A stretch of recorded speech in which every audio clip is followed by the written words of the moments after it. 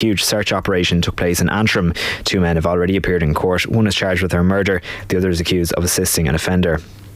The ongoing dispute involving retained firefighters have concluded at the Labour Court.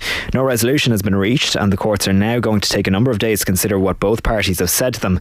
SIP2 has agreed to maintain a suspension of strike action to allow for talks. Karen O'Loughlin, SIP2 division organiser, is optimistic a solution can be found. We have put our faith in this process with the court, and as I said, the court does want to issue a recommendation that has the best possibility of resolving the dispute. We will wait to see what it is when it comes out, and the negotiating committee will examine it. That's it for now. More at 8. News Talk weather. Thanks to Ryanair. Don't waste your bank holiday in the rain. Grab Ryanair's low fares to Nice, Palma or Rome. Tonight will be cloudy with any lingering showers in the northeast dying out and some patchy rain in places. Lows of 11 to 14 degrees. And now you're up to date on News Talk. The Newsround on Off the Ball. With Gillette Labs. Get the ultimate shave or your money back. Neon Night Edition available now. This is News Talk. Hello everybody, you're very welcome along. Monday evenings Off the Ball, and it's GAA Central. GAA Central. We talked about the inter-county season. Doesn't grab enough of the summer. It's grabbing it this week, that is for sure. So we'll be talking hurling with David Herity, All-Ireland winner with Kilkenny, and Jamesy O'Connor, All-Ireland winner with Clare. And of course, Gaelic football is to the fore. So Darren O'Sullivan, Colin Boyle, our dynamic duo, are together again. We have the weekend to look back on, and then weekend coming up, we have Kerry Tyrone on the Saturday, Armagh Monaghan as well, and on the Sunday, Dublin Mayo once again with Derry Cork Abiley, the support act on the Sunday. So it is tasty. 53106, the text number. We are at Off the Ball on Twitter. Michael McCarthy here in the studio. Hello. How are you, Joe? And Richie McCormack. Hello. How are you, man? You well? Very well. So Kerry Tyrone followed by Dublin Mayo. We, Mick, have basically the two rivalries which have defined the 21st century of Gaelic football back to back. Yeah. Pretty sweet. Let's start them all over again, Joe. Oh, pretty sweet. It is pretty sweet. There's a part of me that was thinking this morning, listening to the draw, 8:30 in the morning for some reason, that I kind of did want those teams to somehow avoid each other, in that, you know, you keep it almost for later in the championship. I've been waiting all year. I've been waiting enough. Yeah. As we talked about this last week, you're ready for the dessert. Yeah, then. Sick of delayed gratification. But I think Mayo and Galway showed that knockout games between rivals who are of a similar level, it doesn't really matter too much about the quality, because in some ways that was a bad game, and if you were falling down from, you know, the sky and didn't know anything about it, you'd be like, what's this sport? Yeah. You know, because quality wasn't great, entertainment wasn't great, but Jesus Christ, it was thrilling, you know, and that's just what we need, isn't it? And it's all gone now. So yeah, like Kerry in some ways couldn't be any better. You get to an All-Ireland semi-final and final, they take care of themselves. Yeah. You get the rivalries out of the way at the quarters. Absolutely. Galway Mayo yesterday, even as a kid, Richie, when you turned up to play sport, if there was a strong wind, you would think, this is just a bit gimmicky. This ruins the thing. And so on the one hand, it was terribly gimmicky, and it was like, let these two play on equal terms, both halves. So I wasn't a fan of the wind. On the other hand, it did add a certain novelty, intrigue. Is 5 points enough at halftime? Is that 5-point wind? I guess we're about to find. I think it's not enough, but it might be enough. So that was the nature of yesterday. And then the 3 games on Saturday were pretty decent. We had Tyrone metaphorically growing beards and being back again now that the knockout stages are here. And then 1-point games between Kildare Monaghan and Roscommon Cork. So all in all, we're kind of coming to the boil pretty nicely.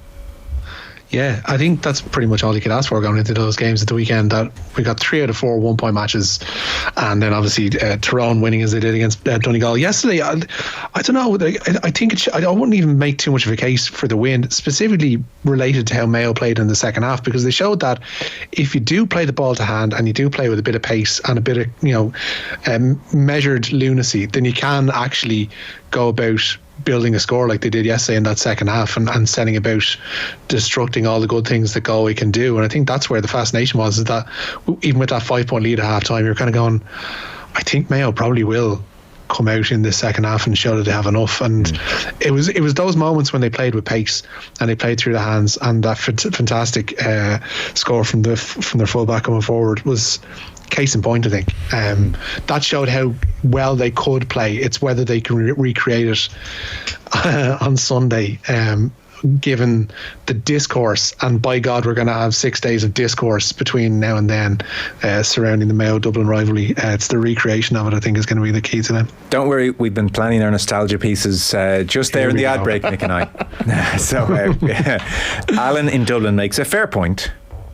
Not one I totally agree with, but a fair one. Lads, I don't want to be dragging up all ground here. But and yet, Alan, are either of these actually rivalries? One team, Dublin and Tyrone, beat the other, Mayo and Kerry, in every game of real consequence. Kerry won 4 All-Irelands in the same decade that Mayo beat them 3 times to win All-Irelands. You know, it's that absolutely was a rivalry. It just so happened Kerry could beat everybody else but not Tyrone. Tyrone a lot of the time couldn't beat anyone else. You know, we're getting knocked out in first rounds of the qualifiers and everything like that. You know, that was just a mad decade. Those 3 games obviously are probably the most famous of games for both sides in those 10 years. It's funny, you know, because Darren O'Sullivan's on the way, and it's quite a Kerry perspective, and probably explains why Tyrone loved playing Kerry so much. So Darren admits that he had a losing record against Tyrone, but like always thought, well, we're better than them. Yeah. Well, that's it. You know, see where does confidence overlap with complacency then? I don't know. It's hard to kind of it might be unfair to Kerry to suggest that they were complacent in those years, especially but like I even remember in 08, so I remember like Kerry had won 2 All-Ireland finals in a row in 06 and 07 by a long way. They hammered Mayo and they hammered Cork, and then you get into the 08 final, and this is a Tyrone team that had done nothing for a couple of years, had gone through a long round of qualifiers, they all grew beards, nobody thought too much of them. And then you're suddenly in a All-Ireland final, you're thinking, well, Kerry are definitely going to do it this time. Like, you know, stop worrying about what happened in 03 and 05. It's definitely going to. And again, just Tyrone had their number and just beat them easily in the end. You know, 4 points, I think, but it felt like more. The emergence in that quarter-final of the Tyrone team with beards against Dublin remains the most thrilling moment in Gaelic football of the 21st century. Okay. For me. I remember watching that game, Yeah, it was raining. They all just walked out with beards, and it was the most fearsome thing. I thought, Jesus, these lads have just eaten raw meat for the last few weeks. Like, they've all been living up a mountain together. Yeah. They're going to eat Dublin. And then, like, they destroyed them. You know, like, they absolutely killed them. I just thought, like, these lads, these are different. Yeah. And they were, like, you know, for that team to win 3 All-Irelands is still just such an incredible story, you know. But also, Mayo Dublin, we've had this argument a million times. You can argue whether Mayo are a great team or not, and there's people in the team even around different sides of that. But you can't say it wasn't a rivalry. They were the team that Dublin, they were the last boss for Dublin every year. And they beat Dublin in semi-finals. Yes, yeah. Bookending the great Dublin team, I would say. I don't think they ever beat Dublin at their best. No, draw. But they got very, very, very close. And by the way, one thing from yesterday, just to talk about this, because I was thinking about Cillian O'Connor earlier today and his equalising point in 2016. Him coming off the bench yesterday, just when Mayo were getting on top. First of all, the rise of that, and then second of all, 2 minutes later for him to go out, win the ball and score the most classic Cillian O'Connor point you could possibly imagine. Like, for me, the game was over in that moment. I just couldn't see how Mayo, the lift that Mayo and their fans got from that moment. Like, what a legend he is, by the way. But anyway. Well, indeed. Quick question, wonders Hank on YouTube. Should you play with the wind in the first half or the second half, if it's your choice? Tip and Galway both lost playing with the wind in the first. I would lean towards second. Would you? I wouldn't be saving it. I would say you go out and you try and end the game. Yeah, I could be persuaded. It's like playing an away leg first. You kind of that was always the received wisdom, wasn't it? What if the wind calms down? Fair point. Or turns sideways, as it was apparently in the Gaelic grounds. Michael Duignan was talking about that before the match. He said at one point he was sitting there, it's completely sideways, and it completely changed direction. Well, just make sure that one of your staff members is a confirmed and qualified meteorologist. They've extended to their backroom teams to include all sorts of people now, so why not a meteorologist, Mick? Someone's going to do it. Absolutely. Get the knowledge. I think you've talked me into that, Mick. I think there's a psychological element to it too, that if you tell your team to go out there, you take the wind and you grab this grain by the scruff of the neck and you go out and win it. I think there's something that surely is beneficial in that as well. Yeah, okay. Connor from Galway Are we going to talk about the stamp kick at Sean Kelly? Yes, we will. This is Ryan O'Donoghue. The picture evidence is, if not conclusive, it's pretty damning, I would say. There's no doubt he looks down. There's no doubt Sean Kelly has had a well-publicised ankle injury. There's no doubt he kicks out in that general direction. Yeah. The camera has cut them off. Yeah. So you see everything but the impact, really, don't you? But the look is very, gives it all away. It really you can't really argue with the really look. Does. You can't. Straight down, and then Kelly's reaction a second later. And I've since seen a photo of contact with Kelly's ankle area, Achilles area. He's going for the ankle, and it's Sean Kelly's ankle. So it's very ugly. It's just a bad moment. It's not nice. A touch of heat of the moment and some quick calculations, realising who it was. Do you know the thing is, and look, I would imagine Ryan O'Donoghue after the game is thinking, oh, geez, what was I thinking? I would imagine. Because you can't imagine a good scenario. There's no good outcome. The only good outcome is you don't make contact and nobody picks it up on camera. Other than that, you have where we are now, which is it was picked up on camera, and I don't know if the CCCC are now compelled to look at it or not. The GAA rulebook is a mystery to me, but given that the referee didn't deal with it on the pitch, does that open it up? I'm not sure. But either way, there's no good outcome, because one, it's talked about and you're synonymous with it for a period of time, however long that may be. But worse again, imagine you do make a good contact with his ankle and he limps out of the game 30 seconds later. You're going to feel terrible. Or thirdly, the ref does see it. I don't know if you'd feel terrible. It depends what way you do it. But you're going to be, as you said, you're synonymous with it now. If that had resulted in injury and he's walking off afterwards, you're going to be like Guy Cachea or one of those. Do you know what I mean? That's the way you're going to be viewed. Or thirdly, you get a red card and your teammates say, what the hell are you doing? There's just no good outcome. No mad logic to it now at all. Except the only thing is, I would say, is that stuff has been done on a GAA field for time immemorial. There's a famous story, not to bring everything back to Claire Hurlers, I always do, but there is a famous story, it's in one of the books, that everybody knows that Shawnee McMahon dislocated his collarbone or his shoulder, whatever it was, in the semi-final against Cork in 1995, won the line ball, etc. Claire got the goal. So he's there for the Munster final 3 weeks later or whatever it is, and he really probably shouldn't be playing. He's miraculous. But the whole thing was, Nan's great idea was Limerick are going to target this now. They're going to be straight into him. So they strapped up the other shoulder. Clever. And apparently 2 minutes in gets a right wallop on the fit shoulder, knocks the guy back, and Shawnee's fit as a fiddle, and they don't think to go near him after that. Very clever. Very, very clever. But also it does show you that what Ryan O'Donoghue does here isn't unique. Funny. And you could call it all the words in the world, but then a lot of other people would look at that and think that's just a done thing. We're playing high level sport here. Yeah. There's a guy out there that has a weakness. I don't think you should be kicking him in it, and I'm not condoning it whatsoever, but I am saying is that there is an argument out there that people would say that's just the way things go. Completely. A lot of people would say, look, it's all is fair, love and war. Just as you were talking there, I found myself, and it is from memory, but I'm pretty sure Kevin McStay a couple of years ago wrote a really strong piece against violence in the GAA. Now I don't know if you're putting what Ryan O'Donoghue did down under that bracket, but McStay was really against the culture that runs through in GAA of skullduggery of any kind, and it was the talking point for a day or two or three, so I kind of wonder, cold light of day, what McStay might say on the QT over the next few days. Will it be, Ryan, don't do that again, understand emotions running high, you're in the thick of it, but that's not what we do, or will nothing be said because all is fair? There is a kind of an element of what are they doing all there in the first place? If you look at, before he throws the kick, something that would never be commented on, nor should it, because everyone would do, was that Kelly is squaring up to a different guy, and O'Donoghue comes in from behind with the forearm into the lower back, even just to start it, a third man in from behind. And again, it's just such a done thing, because the throw in is you're jostling for free hit. Supremacy, free hit almost, unless you go too far, Yeah. So that is, look, I think it's all worth thinking about. Yeah, okay. The Newsround is brought to you with Gillette Labs. Get the ultimate shave or your money back. Neon Night Edition is available now. Richie, where are we starting? Shamrock Rovers have the chance to end the night 7 points clear at the top of the SSE Airtricity Premier Division.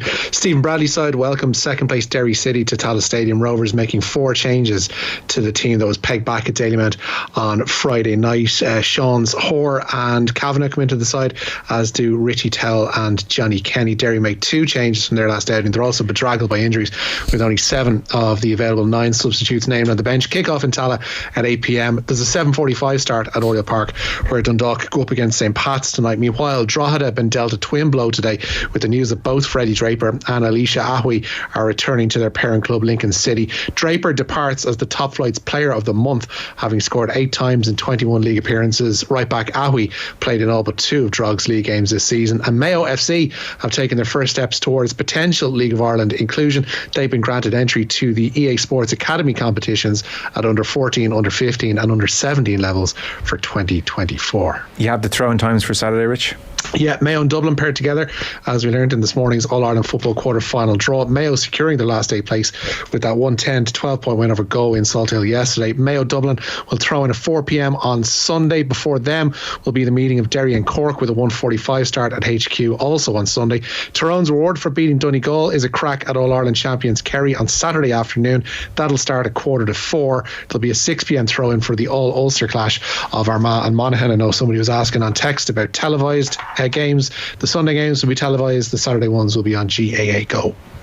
Yes, that is the situation. So, meanwhile, this is interesting. I hadn't heard even a rumble of this. Robbie Keane is to take on his first head coach's job at Maccabi Tel Aviv. The 42-year-old has agreed a 2-year deal with the Israeli club. That might be moot, because Keane is the 7th man in 3 years to take the reins at Maccabi, who recently parted company with Aitor Karanka. Maccabi Tel Aviv, meanwhile, will enter the Conference League at the second qualifying round stage, where they'll play Moldova's Petro Club Hincheshti. So Maccabi Haifa, the dominant team. Maccabi Tel Aviv finished 3rd in the most recent season. Wikipedia tells me they are the only Israeli team never to have been relegated. Oh, wow. Bit of trivia for you. So Keane has been desperate to get back into management for a long time. Obviously things didn't work out at Middlesbrough, nor at the Republic of Ireland. This is or Leeds, yeah. An interesting chance for him. It's interesting, Richard. I hadn't realised there was that level of turnover of managers. So it's a precarious enough level of security by the sounds of things. Like, do you remember when McCarthy went to Apoel Nicosia and you were hearing like, oh, well, they've had 15 managers in the last 6 months, and you're thinking, well, why is this going to be any different, and then immediately the alarm bells go off. And I think this is like, I think with Robbie, like, I hope it goes well, and fair enough. Like, I mean, he probably is looking to take a role that I could see as a stepping stone, but you don't want to make too many bad decisions either. No. And if this is one of those like basket case clubs that's going nowhere, and first sign of trouble, managers out the door, then what good is that doing to CB either? No, that's true. He said it's always been my dream to manage my Hey, well played. Cheap. They were on Sensible Soccer. He would have been playing with them on the Mega Drive as a kid, I'd imagine. Yeah, we'll do a piece on that in the next day or two, and get the lowdown on what Keane can expect, or what he's expected to do. 42 years of age now. I would think Richie, Robbie Keane has it written down in his book of ambitions. What do I have to do to get the Ireland job in the next 5 years? That'd be the one for him where he can really dive in. Probably not go for 6 months at Maccabi Tel Aviv. Would probably be my first non-step there, because it's not going to last. I think he just has to look at the managerial history there of the last 3 years and even beyond to know that he's not long for this world, or for Tel Aviv's world. Yeah. And going to somewhere like Israel is hardly going to be beneficial to his CV, whether he's remarkably successful or, as is usually the case, it seems, in Maccabi Tel Aviv's recent history, moderately successful, finishing top 5 in the Europe Israeli Premier League. The only thing, I think he'll get Juventus, Aston Villa, big teams like that in the Conference League, make a bit of a Shamrock Rovers. Big outpouring, Richie, for Craig Brown. Yeah, the former Scotland manager has died today at the age of 82 after a short illness. He remains his country's longest serving manager, taking over in 93, continuing then until 2001. Brown is the last man as well to lead Scotland to a World Cup back in 1998, 2 years after he qualified them for Euro 96. He'd also been assistant at the World Cups of 1986 and 1990 and latterly managed Preston, Motherwell and Aberdeen. Former Scotland midfielder John Collins among those paying tribute today. He was such a wonderful human being. Obviously, the results tells you he was a terrific football coach and manager. He was an excellent communicator. He was a kind man. And I just think the word to describe him is an absolute gentleman. He was so thorough in his preparation and his time. I remember whoever we played, we knew them inside out.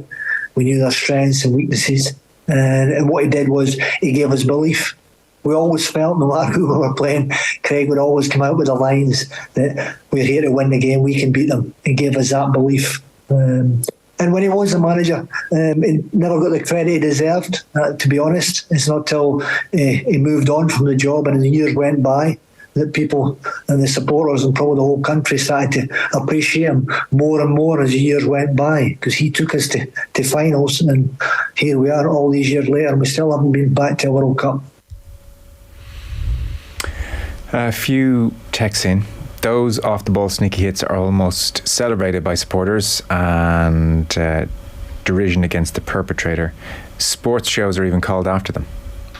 Yeah, indeed. I was wondering where that was going. What if the wind gets stronger, Mick, says John on YouTube. Well, fair. Maybe if you have Richie's meteorologist on your staff, maybe then there's exceptions to the rule, you know.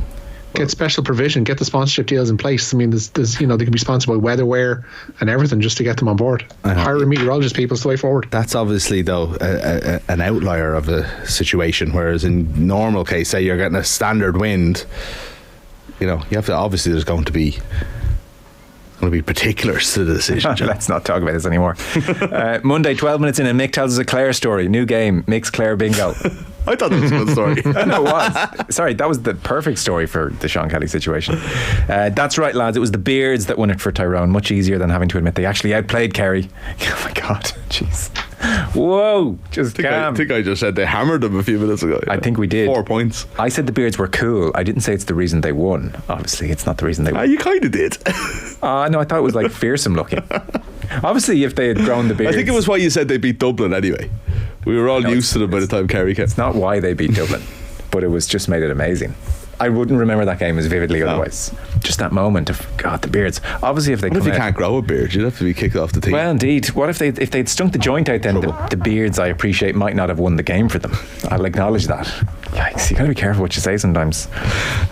Pedantic texters, well, indeed. Thanks, lads. You're doing my heart good. Looking forward to the GAA talk. I know. I mean, it feels like summer has started in a way. And yet, it's the last Monday where we'll be talking about both football and hurling. Yeah, you said that earlier on. Yeah. So 2 weekends of hurling. 2 weekends of hurling, 3 weekends of football left. Yeah, yeah. And you know what? We don't even have an L replay for a bonus thing anymore. The replays are banished.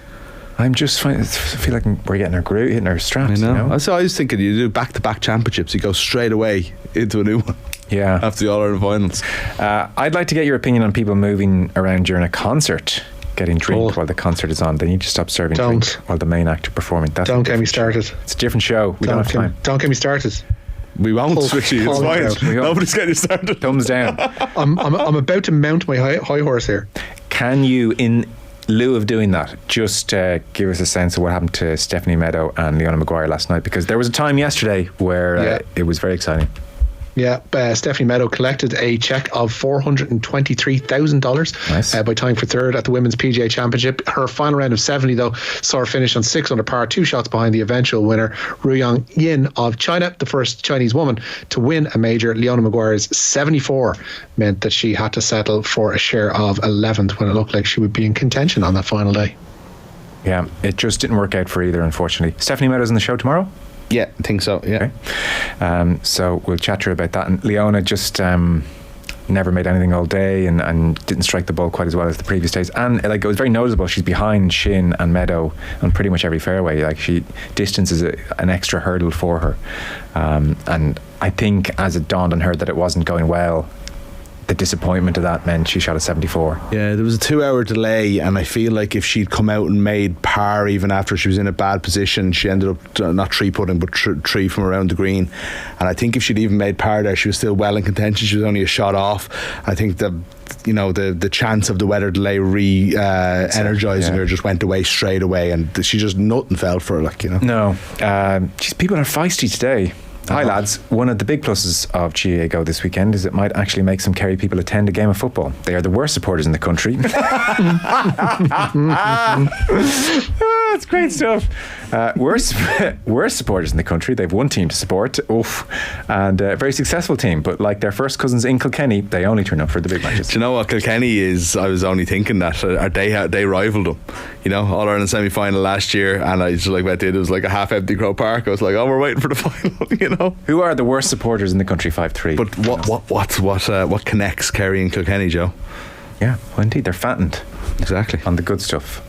Will Croke Park, we got to go. We'll chat about this later on. Will Croke Park sell out both days? No, I wouldn't say so. No. I wouldn't say Saturday. Not a hope, says Arthur. The Dubs and Mayo won't sell it out themselves. Sunday might, but I don't think Saturday will. Saturday won't. Tyrone won't travel in big numbers, no? For Kerry, I think you're talking 60, 65 is a good crowd there, Still a big, huge number of people, Sunday sell out. No, you don't think so? I wouldn't be guaranteed it now, Dublin fans aren't what they used to be. They got fattened as well, as you say. Okay. We have got to go. Richie, thank you very much. Nice and lads. Michael, thank you. Thank you. Your chance to win big. News Talk's Summer Cash Machine. We have ourselves a rollover. If you've entered since Friday, you're still in to win, but you must know the new number is 40,492.